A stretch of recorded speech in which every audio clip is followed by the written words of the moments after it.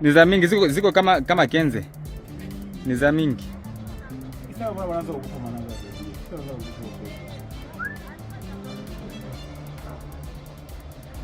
Ni za mingi sana.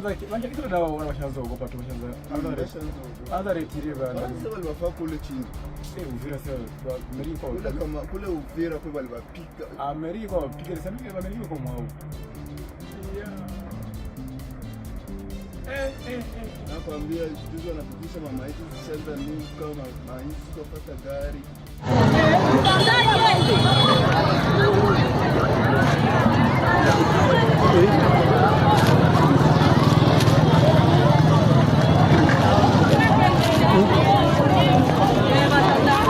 Bombele. Ndi. Bombele kabisa yenyewe.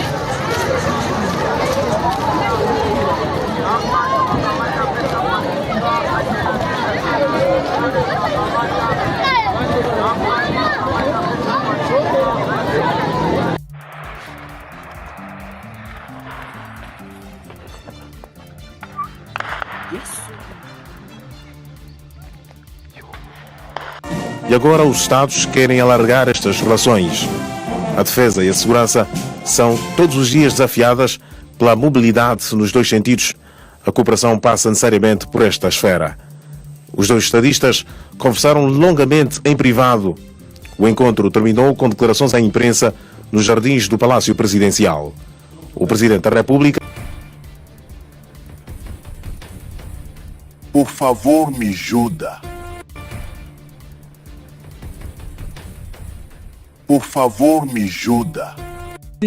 Où deux ONG critiquent l'action du puissant Conseil national de cyberdéfense, le CNC, créé en 2023 pour lutter contre le cyberterrorisme notamment, et qui est devenu en peu de temps un instrument central des renseignements congolais. Il serait à l'origine de plusieurs milliers d'arrestations, mais avec des méthodes qui interpellent Pascal Moulégois. Jean-Claude Katende, patron de l'Association africaine des droits de l'homme, dénonce depuis plusieurs semaines les méthodes du Conseil national de cyberdéfense, un service de sécurité rattaché à la présidence de la République. Dans cette campagne menée sur X, il est désormais rejoint par une autre ONG. Justicia ASBL parle des...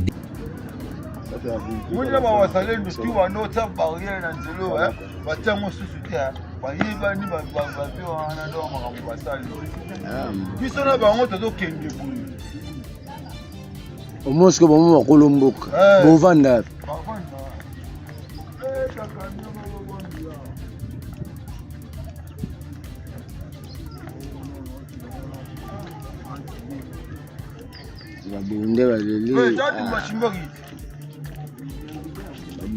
baleli défaillance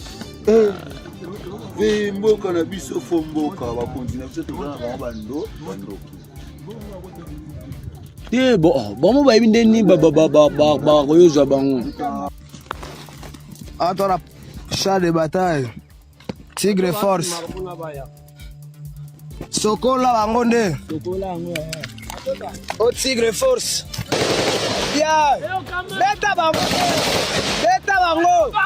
mek yo baza wapi yo imbécile abino boya batange yo imbécile na yo toboma yo atona tirer RPG c'est de là wana RPG nyonso. Bonjour, je m'appelle Rebecca, j'ai 22 ans, je suis à la prison centrale de Makala de Kinshasa et j'ai été violée lors du 2 septembre 2024. Il y a eu un sabotage et viol ici et j'ai été violée par plus de 20 personnes, j'ai compté 20, déjà le reste je sais plus parce qu'il y en avait trop. Et ce que je veux dire au gouvernement, peu importe le crime que j'ai fait, je demande ma liberté parce que je ne peux pas être violée aux mains du gouvernement et de surcroît je ne peux pas tomber enceinte.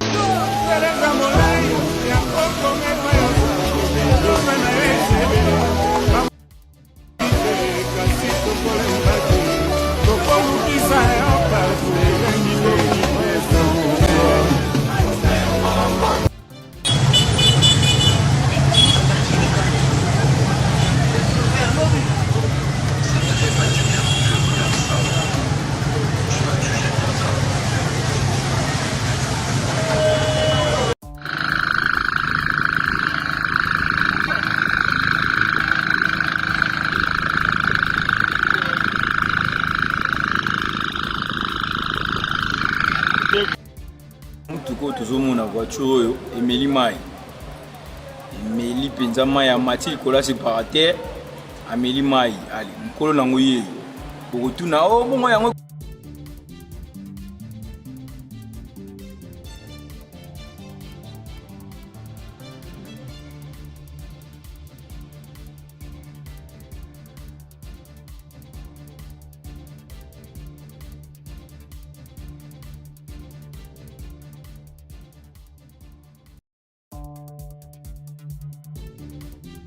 Mbote na balandi nyonso ya émission Masolo ya RDC na Lingala nazali ndeko na bino ndeko Jonathan Lumbila molobeli ya peuple na kabolaka na bino ba masolo nyonso oyo etali mboka na biso ba masolo o ya politique ya sécurité ya économie nyonso elekaka na kati ya mboka na biso tobetaka masolo tovandaka tobetaka nteke toyebaka mboka ezali kokende wapi mboka ezali wapi mboka ezali kosalema ndengene na kati ya chaîne oyo tolobaki na bino tozali na ba rubrique ya ba émission mibale lundi na vendredi topesaka bino ba émission pouvoir ya peuple déjà émission ya lelo pouvoir ya peuple ebimaki soko silisi kaka émission oyo kende kolanda kuna tozalaka bilingue totiaka balangue pe ebele et puis na émission oyo masolo ya RDC oyo ezali émission tolobelaka makambo ya géopolitique régionale na Lingala.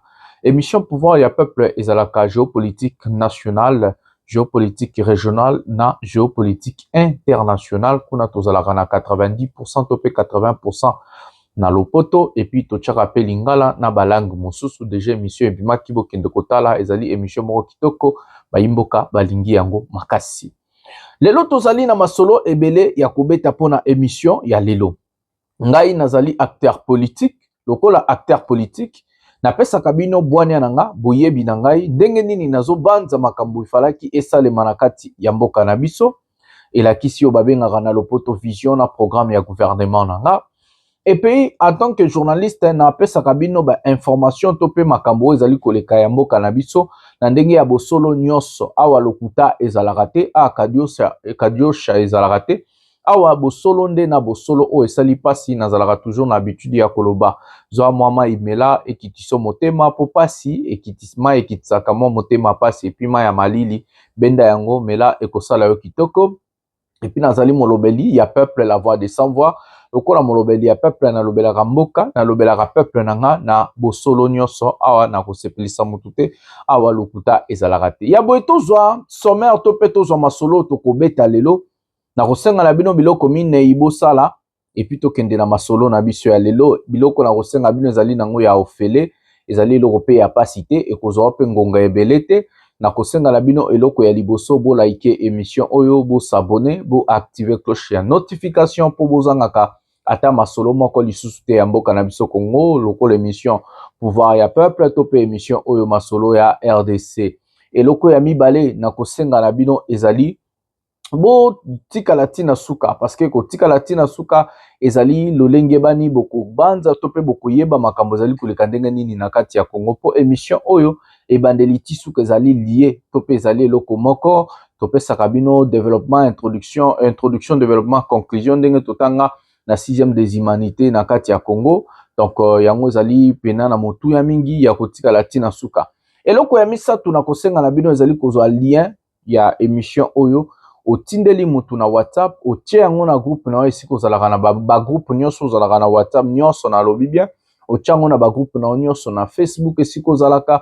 otindeli mwandeko na ndenge ya Facebook na message ayeba et puis otindeli bandeko na Instagram otie yango na groupe na Instagram ekosala kitoko poto kolisa mwa batu na kati ya chaîne oyo et puis information ya baimboka eleka kitoko batu bayeba mboka ezali wapi mboka ezali kokamba ndenge nini et puis ezali kosalema ndenge nini awa bosolo nde na bosolo eloko ya suka na kosenga na bino bo s'abonner na ba page na ngai nazali na 3 pages jusqu'à présent o tozali kosalela 2 pages Facebook donc parlons Congo RDC esika bokoki kotinda ba demande d'amis na bino bokende kuna na ndimaka moto nyonso et puis tozali na page oyo bokoki ko s'abonner pour na ba information to publiera kuna je crois chaque 1 heure du temps information ya sika chaque 1 heure du temps pour Congo zali mboka munene ba information le kaka mikolo nyonso donc kuna bokende ko s'abonner massivement na page pouvoir ya peuple pour na kozanga jamais lisolo moko ya mboka na biso voilà sommaire to pe masolo tokobeta lelo tokobeta masolo ndenge na est ezali kotoka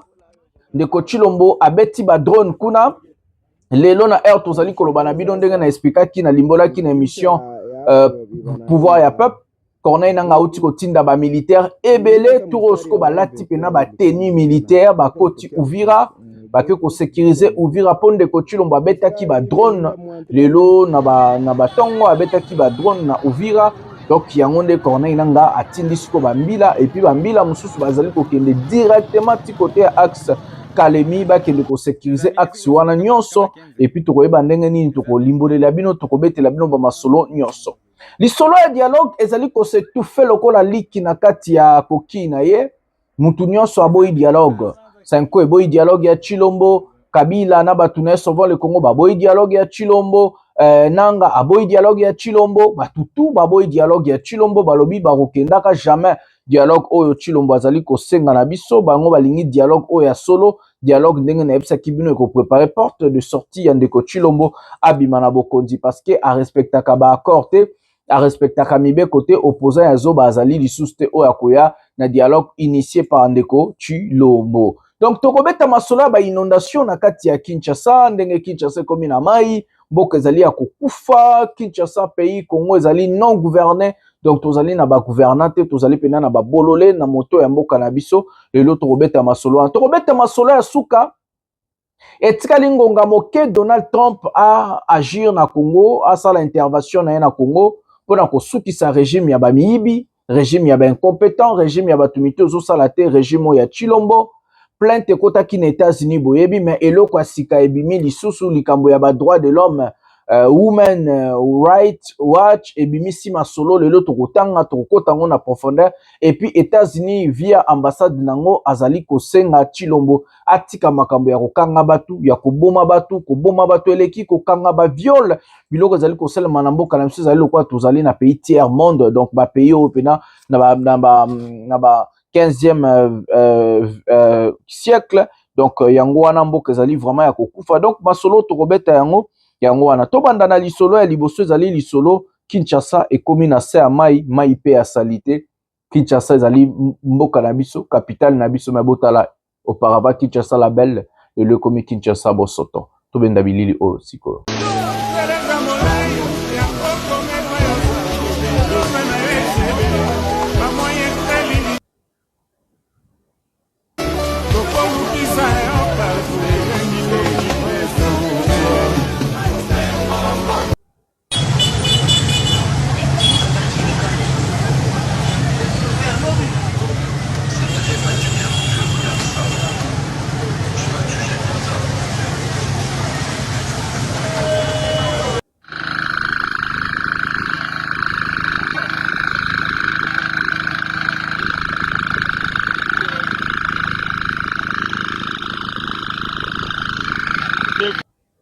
Mutuko tozomona voiture oyo emeli mai emeli penza mai ya mati likola séparateur ameli mai ali mukolo nango yeyo bokotuna o bongo yango ekoti bongo mukolo nango ta mukolo nango yeyo mukolo nango yeyo akimiliwa yeyo aïe aïe aïe aïe oyo toza liboso ya centre culturel hein, s'il vous plaît donc toza na fleuve ya triomphal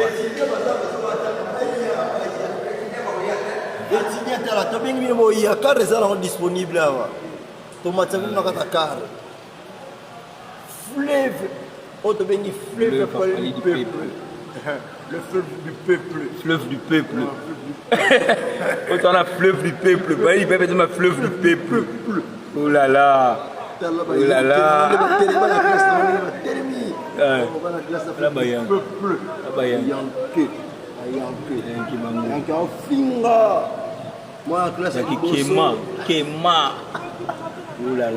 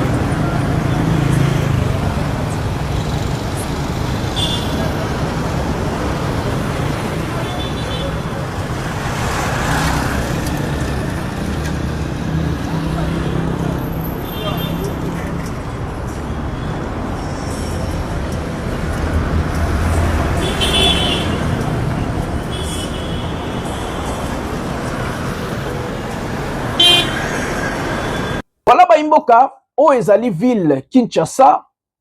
Auparavant Kinshasa la belle, le komi Kinshasa bosoto. Soki Kinshasa ekomi boye, ezali mbala ya liboso te, Kinshasa ezala boye. Kinshasa ezali na gouvernement central oyo ekumbaka mibeko ya mboka mobimba, ekumbaka mboka mobimba, gouvernement ya mama Souminwa. Na kati wana azali na ba entité ebele oyo ezalaki ezape makasi pona kolandela ba province, kolandela makambo ezali kosalema na ba province. Na kati wana azali na ministre oyo babengi ministre ya infrastructure, ministre wana ifalaki alandela kotonga ya mboka ndenge mboka ezaleli. Et puis na kati ya Kinshasa tozali na parlement provincial oyo elandelaka makambo ya gouverneur Daniel Bumba azali kosala ndenge nini makambo ezali koleka ndenge nini. Problème ya Kinshasa ezali problème ya mutu mususu te. Problème ya Kinshasa ezali problème ya Tshisekedi Tshilombo. Tshilombo azali problème pona nini? Parce que batu oyo bazali kokamba mboka na vision ya mokonzi ya mboka. Yende mutu asalaki serment, yende mutu atiaki candidature, ye mutu apesaki ba Congolais promesse akokomisa Congo Allemagne d'Afrique. O tozali komona ba inondation ya boye esilaka te répétitive. Congo mobimba ekomaka na mai soki mbula ebeti ba inondation ba érosion na kati ya ba inondation oyo batu pe bazokufa tokobeta masolo nango. Donc mandat ezali mandat ya Tshisekedi. Mandat ezali mandat ya Daniel Bumba te. Échec nyonso politique na mandat oyo ezali échec ya régime ya Tshilombo. Donc ça veut dire échec ya ndeko Tshilombo. Ngai na moni jeune moko boazali koloba oh non Daniel Bumba obomi mboka Fachi beto alobaka Kinshasa label et tolanda nanu jeune wana nazongisa batu nyonso bazali koloba langage oyo tolanda jeune azali koloba Daniel Bumba azali problème pona ville na biso ya Kinshasa tobenda bilili oyo sikoyo. Kinshasa label eloba nango Fachi Bumba komisa yango Kinshasa poubelle. Omoni oh lelo le 15 jeudi mbule beti esili mutu moko te ako bouger.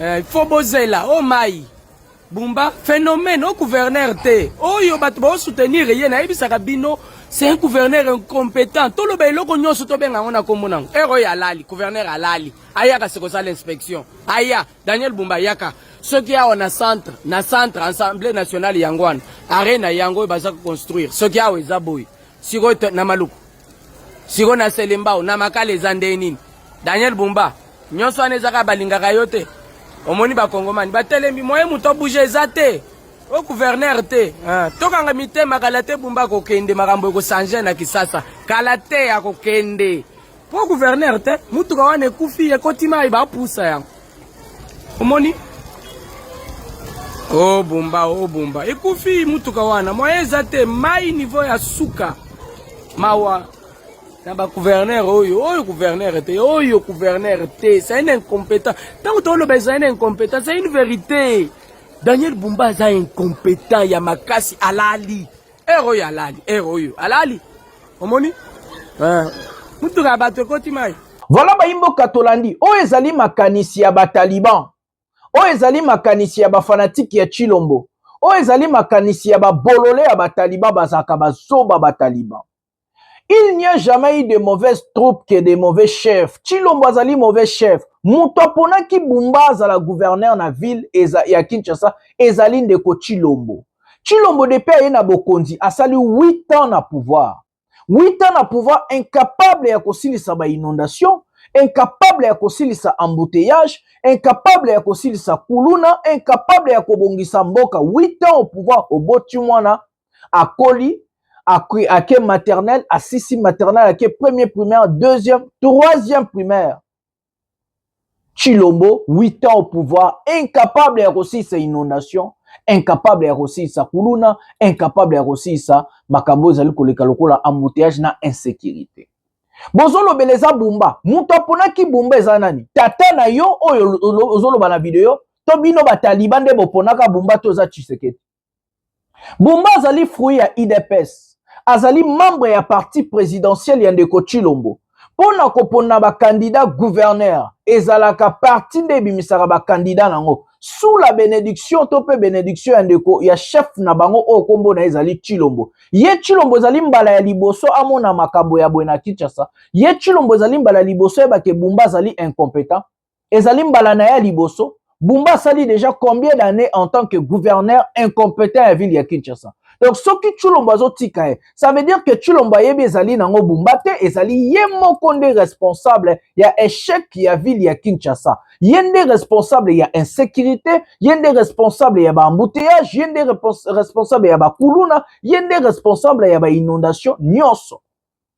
Bino bozola tisa moto na Bumba. Bumba nda aza candidat, azalaka candidat président. Bumba nda apesaka programme présidentiel. To Bumba nda apona Bumba. Bumba bapona epa ya Chilombo. Azali membre ya IDPS Bumba wana. Soki Chilombo apona ki Bumba, c'est parce que pona ye Bumba azaki na ba compétence. Ba gouverneur, ba ministre, ba toana nyonso ba travaillaka na vision ya chef de l'État. Ça veut dire, chef de l'État ponaka ba ministre o bakoya kosala musala o ye alakaki ba imboka, alakaki ba kongomani.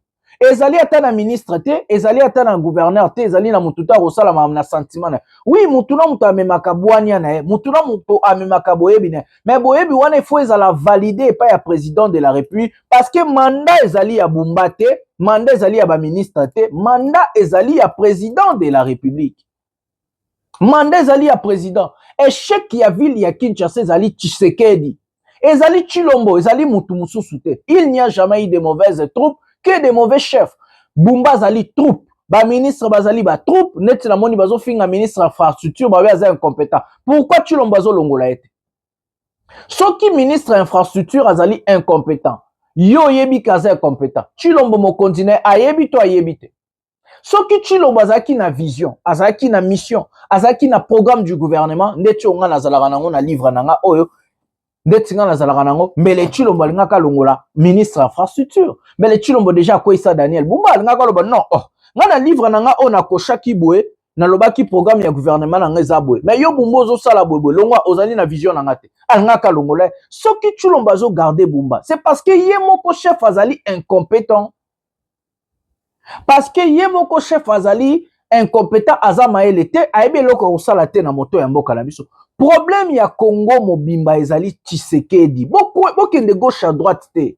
Bokende na bino musika te. Problème ezali kombo moko Félix Tshisekedi Antoine Tshisekedi Chilombo. Chilombo ifo alongwa na bokonzi. Akoki mboka te. Incapable na 8 ans en tant que mokonzi ya mboka. Asilisa inondation. 8 ans depuis Chilombo ya na pouvoir, mbula soke beti inondation. Inondation nezo memela ba Congolais maladi. Inondation nezo kote la batu na bandaku. Ezo boma batu. O balala ki bani courant, batu baokanga mana ba courant. Inondation nezo bebisa ba bien ya ba Congolais. Mutazo bebisa yango ezali Tshisekedi. Mboka ezalaka na assurance te ya ba Congolais. Muta bebisi biloko na bino. Muta bobi bino. Muta kotisi ba voiture na nyonso na ma ezali Félix Tshisekedi Chilombo. Il faut akende. Parce qu'aza incompétent, aza moyibi, asali lokote na moto ya mboka na biso. Boyo ka bambongo bauti koyiba 4 milliards bafundi bango na États-Unis. Moyibi eleki, incompétence eleki, incapacité eleki, bozoba eleki, bazali bato ya mayele te, mboka na biso Congo ezali gouverné par bazoba, mboka ezali non gouverné. Et les problèmes ya bakambo wana to ezali Félix Tshisekedi Chilombo. Chilombo nde azali problème na kati ya Congo na biso et puis yende lokwa aza problème faut to kangaye to plaquer na se to bengana abima na mboka alonga na bokonzi po akokite ezali Bumba te ezali ministre infrastructure te ezali ba gouverneur te ezali nango mutu moko te parce que ye mutapona ki bango selon vision na ezali obozo mona na Kinshasa Allemagne d'Afrique la kaka ba Congolais yango wana ba inondation insécurité kuluna salité insalubrité solo biloko wana nde alaka kibino o akopesa bino na Allemagne d'Afrique wana bozui trophée ya Allemagne d'Afrique. Tokende na Allemagne d'Afrique. Ba dossier bimingili. Total la dossier oyo ya makambo ya ba enlèvement, ya ba homme politique ou bien ba opposant, total ndenge États-Unis ont réagi. Tozona no vidéo o epi tokozonga poto beta masolo na biso. Atona chat de bataille. Tigre Force. Sokola bangonde. Sokola ngo ya. O Tigre Force. Bien. Beta bangonde. Mek yo, baza wapi yo. Imbécile abino. Boya, katange yo, imbécile la yo. Toboma yo. Atona tiré RPG c'est de golé là wana la RPG nyoso na peka ya mego beta nde hawa. Pino bosaka na tigre force mo kanzawa na ngunda. Yese ko meka ozoka. Bete la bango. Zo filmer na. Filmer. Fongola yo. Beta ngo. Bosusu. Baza wapi? Bien. Baza beta bango. Nyata bango leka. Baza wapi beta ngonde. Masa ndenge bafungoli biso na pont oyo. Baza wapi? Awa. Yo. Mbesi na bino bakatange moko. Bakatakataka batufi ba mavienu. Butoke butoni.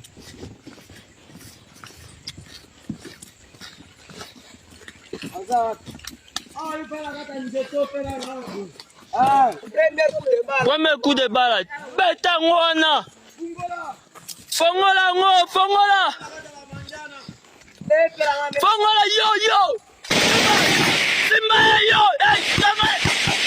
RDC, où 2 ONG critiquent l'action du puissant Conseil national de cyberdéfense, le CNC, créé en 2023 pour lutter contre le cyberterrorisme notamment, et qui est devenu en peu de temps un instrument central des renseignements congolais. Il serait à l'origine de plusieurs milliers d'arrestations, mais avec des méthodes qui interpellent. Pascal Moulégois. Jean-Claude Katende, patron de l'Association africaine des droits de l'homme, dénonce depuis plusieurs semaines les méthodes du Conseil national de cyberdéfense, un service de sécurité rattaché à la présidence de la République. Dans cette campagne menée sur X, il est désormais rejoint par une autre ONG. Justicia ASBL parle des dérives et plusieurs violations des droits de l'homme imputables à ces services et a saisi les partenaires internationaux à ce sujet. Créé pour contrer les cyberattaques, les CNC est accusé par Justicia ASBL de devenir, je cite, les bras séculiers de la répression des opposants politiques, des journalistes, des défenseurs des droits de l'homme et de tous citoyens. Selon l'ONG, les services auraient procédé à l'enlèvement de plus de 10 000 personnes détenues dans des conditions inhumaines et privées de toute assistance. Une source sécuritaire proche du Conseil rejette ces accusations. Pour elle, les CNC est le symbole de la résilience de l'État et que l'ennemi veut museler les irréductibles patriotes de ces services qui a déjoué plusieurs complots. Fin de citation.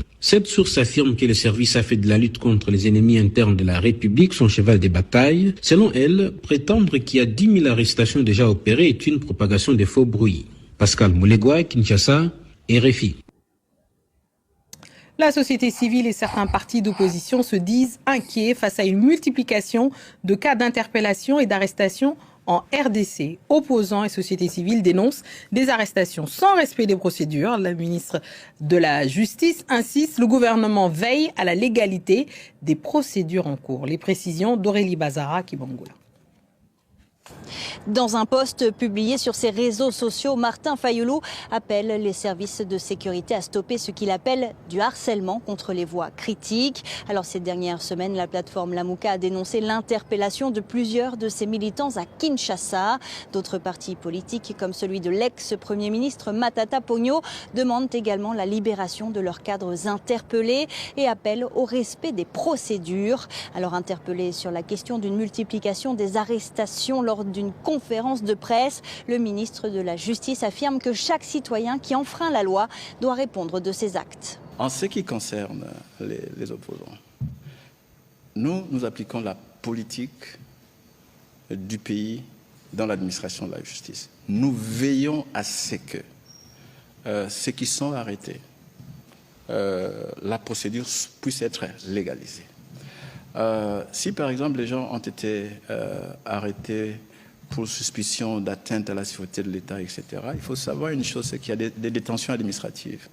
Pour des questions liées aux atteintes à la sécurité de l'État, il y a une manière de mener les enquêtes. Les enquêtes peuvent durer.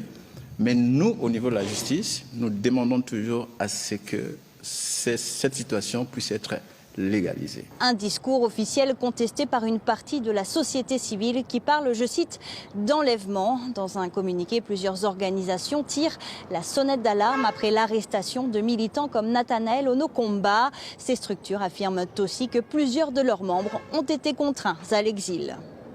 Voilà ba imboka toti kolanda bilili wana o ezali koleka na kati ya mboka na biso ndenge ba organisation nyonso ya droit de l'homme etomboki. Na kotanga organisation ya liboso epito kende na oya video ya mibaleka o etali makambo oyo. États-Unis d'Amérique amati na créneau atomboki.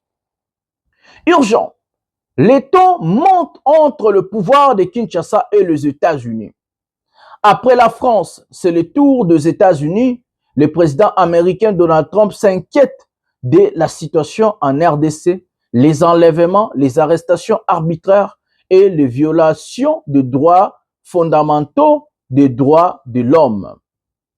Les États-Unis est prêt à intervenir par la force si cela continue, a-t-il déclaré le président américain Donald Trump. Awa États-Unis ezali koloba bazali prêt pour na ko attaquer ko kangande ko Chilombo ndenge bakangaka Nicolas Maduro. Avant tozwa Women Watch Right tolobana no makambo oyo. Boyebi ke plainte moko euti ko kotela Chilombo mikolo euti ko leka pour na détournement, pour na violation grave ya contrat, pour na ba détournement ya deniers publics, pour na ba moyibi ya mbongo ya mboka. Biloko oyo bakangela ki Nicolas Maduro ezali biloko ndeko Chilombo azali ko sala siko ba violation ba droit de l'homme ko kanga ba opposant ko boma bato ko sala bozoba oyo nyonso bazali ko détailler ezali wana. Pire encore que organisation wana est porté Chilombo na régime na plainte na États-Unis. Président chef ya cartel ya miyibi détournement des fonds publics deniers publics Yemoro Chilombo na bande kone ba cousine na ye bambui banani ba Thierry Tshisekedi na ba ministre lokola ba Doudou Fomba mutu na bino ya assemblée ya o ba bengani ya banque centrale wana wa meso. Donc bazali ebele bazali cité na kati ya dossier oyo ezali na kati ya États-Unis. Na minute tozali koloba na bino plainte ezali acceptée par juge d'instruction na États-Unis. Il faut balande la plainte wana kitoko oyo compagnie Play Service a Cheli bango kuna azosenga indemnité ya 4 milliards de dollars na ndeko Chilombo. 4 milliards wana Chilombo kozango wapi biso nde tokofuta yango biso ba Kongomani. Chilombo azali na ba problème moko grave na minute tozali koloba na États-Unis. Et kotinda Donald Trump na suka a intervenir via ba M23 ba kwesa ndeko Chilombo. Bokangelo nazali koloba. Mosala ko kanga ba opposant ko boma batu. Mosala wana régime moko très dangereux régime moko tyrannique. Nga nazali ko interpeller yo ministre ya justice Ngefa. Oyela kabiso droit de l'homme. Ozali na sonité ya ko travailler na régime ya bosoto boye. Oyezo ko kanga ba ko enlever ba opposant. Bazali ko enlever ba Congolais. Nga nanu na mona Rwandais o Chilombo enlever te. Non na mona Rwandais o Chilombo kangate. Chilombo bomaka ba Congolais. Chilombo maltraitaka ba Congolais. Chilombo violaka ba Congolais. Botal la massacre o ba oti ko sala na Katanga. Bozo mona ba soda ba boma bandeko na ba Congolais. Bazo sepla. Soki ezala kata ke ba koti Rwanda, ba beti masasi bongo to ngaki to sepla. Mais ba ke na Katanga bazo boma ba Katange lokola ba soso. Ba militaire oyo ya baluba oti ko zona Kasai po ba kende ko protéger pouvoir na bango ya baluba. Atindi bango na Katanga bazo boma bandeko na biso ba Katange lokola basoso et pire encore bazo sepela soki makasi wana bazalaki nango atana ba M23 mais lelo Goma ezongi mais lelo Bukavu za concurrent lelo Uvira ezali na maboko RDC bango makasi na bango kaka na population civile bango makasi na bango kaka na ba Congolais et pas ba Rwandais ba yuma bakenda akolela na ONU bakenda akolela pa États-Unis bakenda akolela na Union européenne bakenda akolela na Suisse bango soki za Rwanda bakekolela soki za ba Congolais fachi beton akangi ba opposant enlever ba opposant abomi ba opposant abeti masasi na nzoto ya baimboka ba Kongomani bona ndamere oyo azali kopesa témoignage ndenge ba violer ye et pas ba mibali ebele na kati ya prison centrale ya esika azali ya makala bokoka na pasi pema et puis totanga makambo ya Women Rights Watch ndenge alobeli makambo tolotala mama oyo siko. Bonjour, je m'appelle Rebecca, j'ai 22 ans, je suis à la prison centrale de Makala de Kinshasa. Et j'étais violée lors du 2 septembre 2024. Il y a eu un sabotage et viol ici. Et j'étais violée par plus de 20 personnes. J'ai compté 20, déjà le reste, je ne sais plus, parce qu'il y en avait trop. Et ce que je veux dire au gouvernement, peu importe le crime que j'ai fait, je demande ma liberté parce que je ne peux pas être violée aux mains du gouvernement et de surcroît, je ne peux pas tomber enceinte. Parce que déjà que c'est une honte pour ma famille et c'est une honte pour tout le monde. Déjà que je ne suis pas la seule personne déjà ici qui est enceinte, qui est victime du viol et qui est enceinte. Et ce que je demande, voilà mon test, les 2 tests que j'ai faits. Voilà les 2 tests que j'ai faits et c'est positif parce qu'il y a 2 barres. Et ce que je compte dire au gouvernement, c'est ma libération, quel que soit le crime que j'ai fait, la capacité du crime que j'ai fait. J'ai été victime d'un viol aux mains du gouvernement et je... Voilà Baïboka, avant Nabeta Masolo, Tolanda Oyo Makambuya, direction ya Women Rights Watch et Lobby. Tolanda, urgent, RDC. Women Rights Watch accuse les FRDC Ouazalendo et les FDLR des actions contre le Congolais dans l'est de la République démocratique du Congo. Les groupes armés et les FARDC utilisant les violences sexuelles comme une arme de guerre dans l'est de la RDC, a déclaré Ida Sayer, directrice de la division crise, conflit et armée à Women Rights Watch.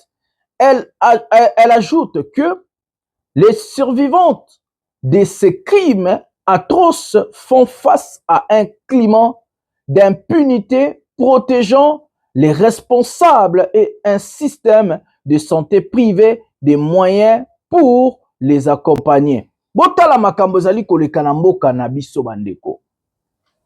Organisation oyo ya droit de l'homme, Women Rights Watch et Bimisi Masolo, ndenge ba militaire ya Chilombo, ba milice ba Wazalendo, na balie na bango ba FDLR, ndenge bazali ko violer ba mama na biso na este ya mboka.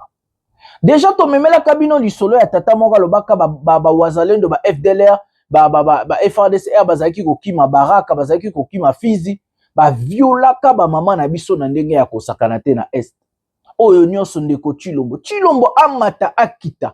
Impunité oyo kolekaka jamais na régime na ye. Tyrannie, dictature, détournement, moyibi ya mbongo ya mboka, viol, assassinat ciblé, assassinat politique, biloko nyonso asali na moto na biso ya mboka na biso bakokanga Chilombo. Amata akita bokangeloko nazali koloba. Pona jamais tozwa président ya mboka moko ya mboka na mboka na biso azali tyran, dictateur, assassin lokola Tshisekedi. Azali na ngu ya makila. Kombe bokende na Bukama na Katanga. Bazo beta ba civil, ba mama, ba papa, bana masasi na nzoto na yoka malili na mukongo ndenge baloba. Sama wa bozo ka ba militaire bazo sepela. Ba militaire wana mutatindi bango nani Chilombo et pire encore. Jacquemain Machabani lelo azali na Lualaba. Yakeye moko superviser ba assassinat ya bato batinda ki babomba ndeko na biso ba Congolais. Wana bazali ba Rwandais te. Wana ezali M23 te ndezo boma ba Congolais. Wana ezali Nanga te, wana ezali Kabila te, ezali Katumbi te, ezali Fayulu te, ezali gouvernement central ya Chilombo ndezo boma ba Congolais na ba territoire oyo gouvernement falaki a protéger bango. Donc bato bazaki censé à ko protéger bandeko na biso. Ba komi ko boma bandeko na biso. Siko likambo o soke lekaki na Goma, elekaki na Bukavu, melelo tomoni muya ya Bimisi Matoyi wana na zolo wana abandi baruna ba rebel baya kaka ko boma baya siko ba o ba bomi batu na Bukama fiyo ba violer na prison. Women Rights Watch et Bimisi ba rapport ndenge ba Wazalendo ba FRDC FDLR bazo violer ba mama na biso na est bazo boma batu siko batu wana bazali ba nani ezali nanga mutatindi ba FRDC ba violer ba Congolais ba boba ba Congolais na Bukama na Olomami kuna na Katanga na Grand Katanga nazo tuna depuis ba bandaki bakangi binoko muya ya yete soni ya régime oyo ba assassin ba ndoki ba voyou boko suka mabe Chilombo ko kangama azana ba crime talebele ba crime financier ba crime ba assassinat ba détournement ba crime ya ba viol azana ba crime tellement ebele que moto akobika te justice internationale ekolandela. Azali le premier président congolais oya bomi kolega ba président nyos. Azali le premier président congolais oya violé oya sali mabe makasi na ba kongomani ke ba président nyos tozwa aleki na Mobutu na kota ya koboma bandeko na biso, aleki na Mobutu na ba violi ya bandeko na biso. Moto bozo mona Chilombo oya ganga kana azali congolais de père et de mère. Yewana okomona pe ba bolole musa aza troisième mandat po asilisa ba congolais bandoki, troisième mandat po aboma mboka ndenga bomi Kinshasa, troisième mandat po violer ba congolais, troisième mandat po yiba bien na famille na mbongo mboka. Soni na bino azo kende fo akende congolais nyoso azali conscient, congolais nyoso alingaka mboka na alingaka peuple na il faut abundisa régime bakanga bisaka bakende. Botala makambo asali na Uvira. A bombardé Uvira tobenda bilili oyo sikoyo.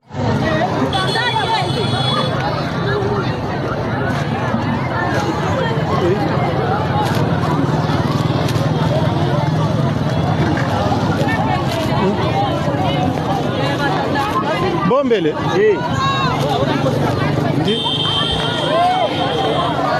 Bombe ile kabisa yenyewe.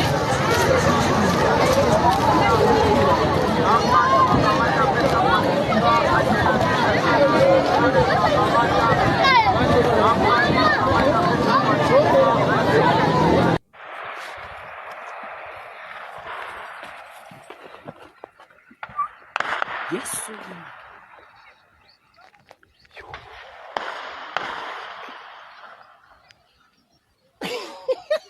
Yo. Mama, Ruamahua. Confiria com bora meu Siki. Mama. Na mani hapa kwa nani ya? Acha, siko mama werhan. Ngola, ubloki ogumutu nayo kwa chiko chemu. Azalendo. Diko pale.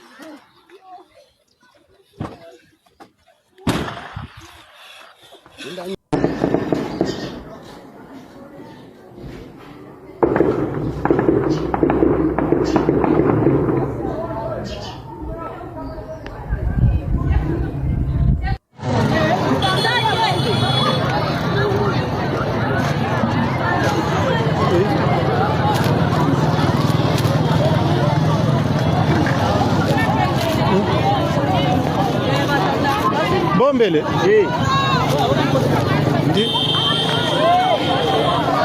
Bombe ile kabisa yenyewe.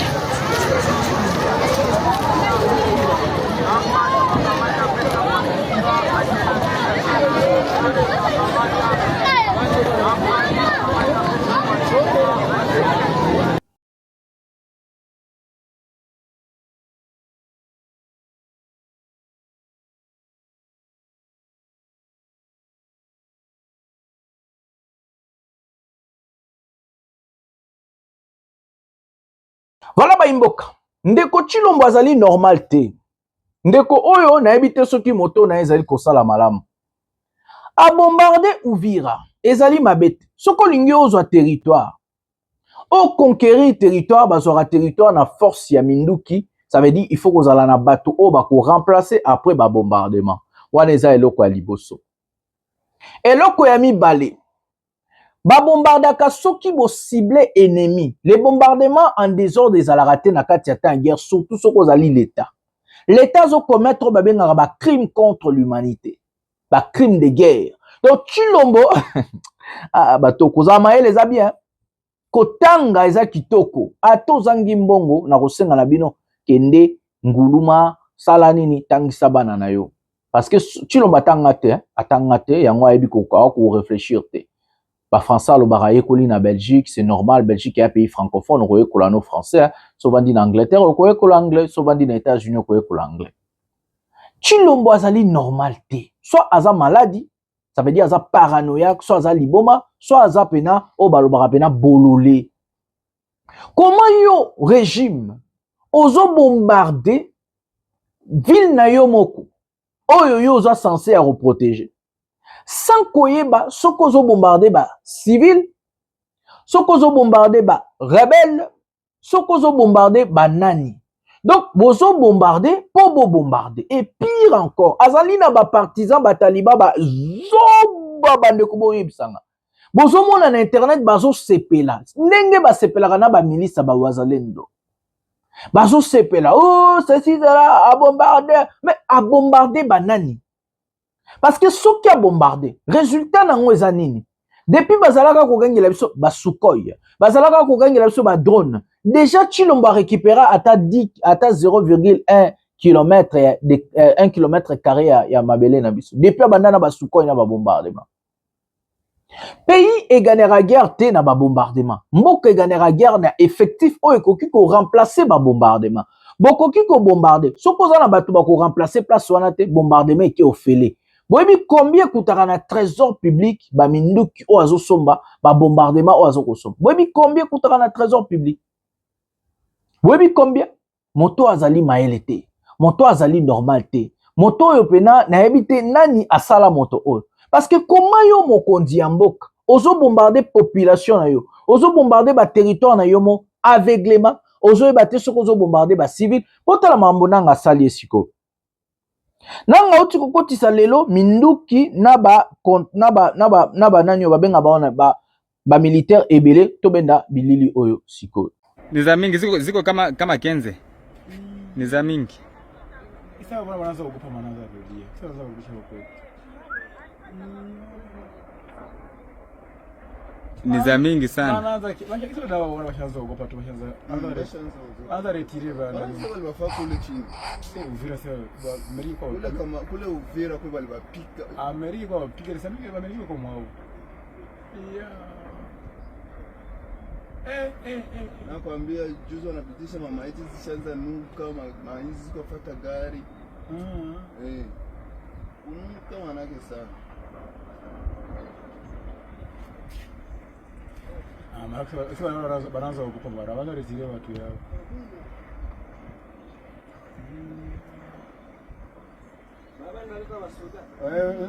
Warudisha. Ile bagari nye balibana jana zile.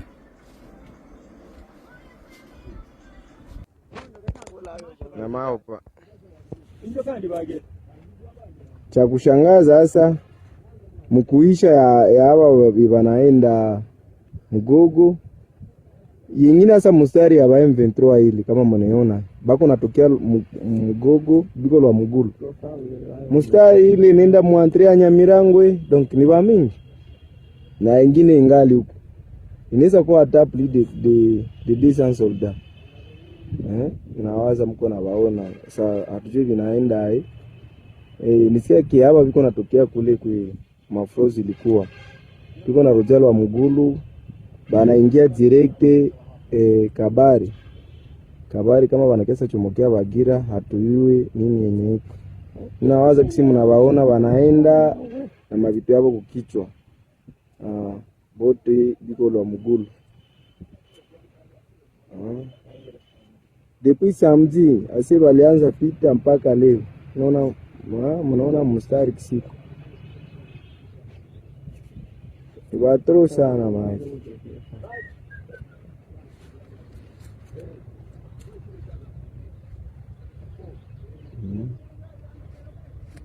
Mnaona mstari yote.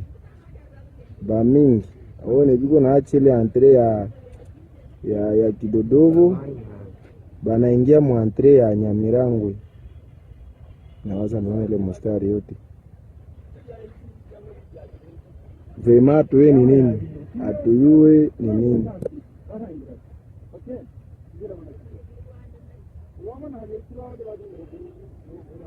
Maki biko na kuyo na kutana vote. Mweta ya kuchoka kabisa.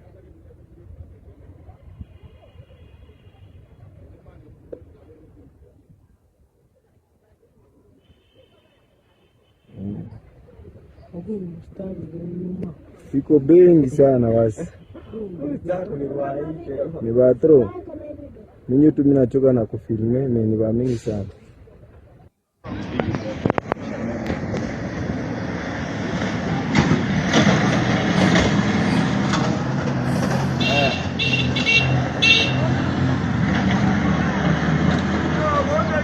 Kabisa, nyama na bino nyama.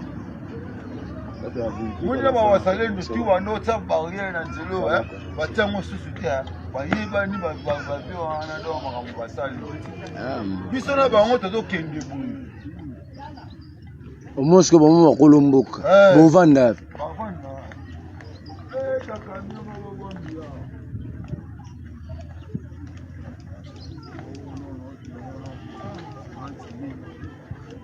Babunde baleli.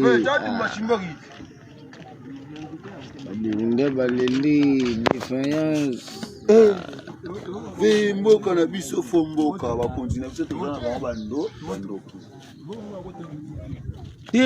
Bon ba ibinde ni ba koyoza bango. Izalaka te deux fois. Nakangi va mutema nakangi mutema na mboko po kimekota mais rien.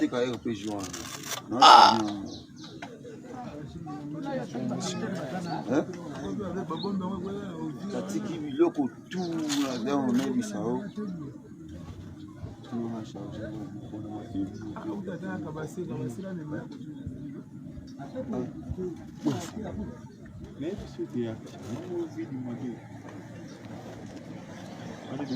Faut repli les bisao. De suite à l'eau comme mon côté dans la visuelle, rien. Donc nous sommes maintenant pas.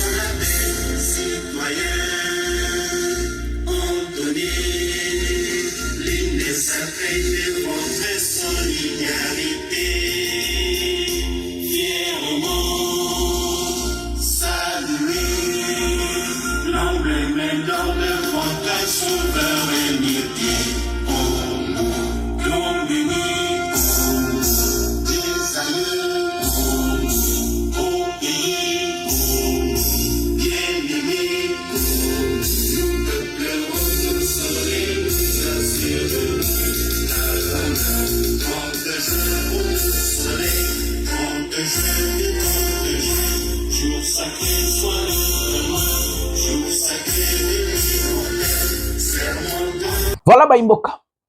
Bango bazalaki ko bombarder. Motu azalaki ko lelazate. Bomoni te sika nanga leli, bomoni te sika baleli. Nanga kozwa kalemi to katanga. Chilombo kozala mobali ya liboso ake kolela na ONU, ake kolele pa ba américain, ake kolele pa ba tumusu. Ya bombardaka. Muto ayaka kogangele azate ba sepelaka. Tomona bango ku bakoma ba goma encercler. Bango ba bomaka. Bango basalaka ba atrocité, muto ayaka kolela azate. Bananga bazala kwa mibali, bayaka kobunda ba botoli o ville. Awa Chilombo bandi ba provocation. Ye wana penanga dépêcher bambila. Ba oki manini. Ba repli stratégique na ba repli stratégique. Na tozali koloba nanga azali ko administrer ville ya Uvira. Azali ko administrer ville ya Uvira auti ko renforcer ngona effectif militaire aleki kutu wana akeiti ba côté ya axe Kalemi. Katanga kokoya bokangelo na zolo ba Chilombo okinde ko saisir conseil de sécurité comme Randa RDF Randa baye mais bombardaka wana RDF ezate wana M23 ezate yazo bombarder zo kelengi ya bombarder ba ko répliquer et comme donc yemo azo tumbola soit au respecter ba accord soit au respecter dialogue soit au bundi pona Chilombo okoki ko rouler na bakiti misatu te ndeko Chilombo oza munene tellement te ovanda na bakiti ya misatu na wana nanga azali ko pusana dialogue pe azali ko finama Joseph Kabila na souvent le Congo ba décider ba répondre Jean Lorenzo na tanga kango lelo na émission bozela na tangela bino isusu lelo bandimi na bango dialogue wana te donc za ko boya kimukolo ndenge balobaka bandimi na bango dialogue wana te toyoka makambo Kabila à répondre na Jean Lorenzo Donc c'est qui connaît porte-parole na bango a komeli pour ba contacter qui est pas président ya Angola. Bon, info. Après avoir été contacté par des autorités angolaises, le mouvement Sauvons la RDC en sigle dirigé par Joseph Kabila a récemment exprimé son avis favorable pour un dialogue politique en République démocratique du Congo, RDC en sigle. Bien qu'il salue l'engagement du président angolais, João Lorenzo, pour la paix, le mouvement souligne la nécessité de respecter certains préalables et appelle le gouvernement congolais à prioriser les processus de droit où des négociations avec la rébellion du M23 sont en cours. Il insiste sur l'importance de finaliser ces discussions pour traiter les enjeux militaires et obtenir un cessez-le-feu afin de créer un environnement propice à un dialogue constructif et à la réconciliation nationale. En conclusion, souvent la RDC préconise d'abord les défis sécuritaires avant d'entamer toute nouvelle discussion politique pour garantir des solutions durables pour le pays. Donc, oezali koboya ya kimukolo. Oezali koboya ya kimukolo. Tomona Kabila aboy dialogue, baboy bilo wana Chilombo alamba alia. A continuer kokanga ba opposant, a continuer koboma batu. Bande kona kopesa bino rendez-vous lobby na masolo ya RDC na émission oyo la raté ya lingala na pouvoir ya peuple tokutani lobby ndeko Jonathan Lumbila molobeli ya peuple mwana mboka Congo elongo tokolonga tobunda elongo po elongo tokolonga kaka le peuple gagne toujours, c'est la lutte libère. Bote na bino bisika nyonso bozwami.